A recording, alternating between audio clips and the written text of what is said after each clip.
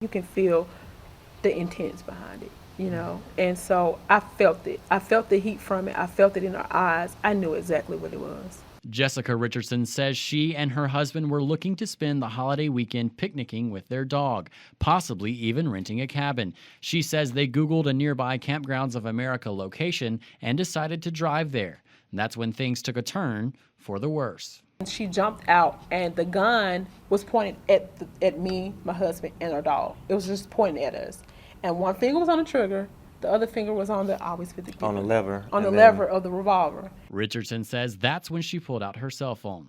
The woman holding the gun identified herself as the property manager, but her choice of words were less than professional. She was just like, get, you don't belong here, you don't belong here, you don't belong here. Richardson says the confrontation was shocking. Time stopped, everything stopped.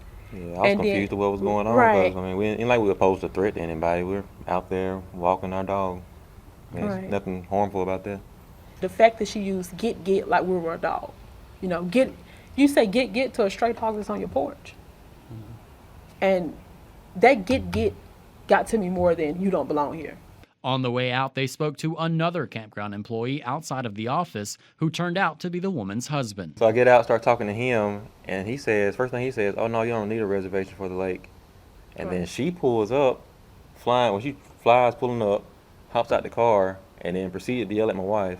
Get in the car, get in the Yeah, car. you get in the car, you need to get back in the car, and like cussing her out, and she's not even saying anything. With signs at the front entrance and two different stories from employees, the Richardsons were confused, horrified, and disappointed. The Army National Guard sergeant recently returned home from a 9-month deployment in the Middle East. It's kind of crazy. You go over there, don't have a gun pointed at you, and come back here, and the first thing happens, you have a gun pointed at you. I mean, it's kind of crazy to think about.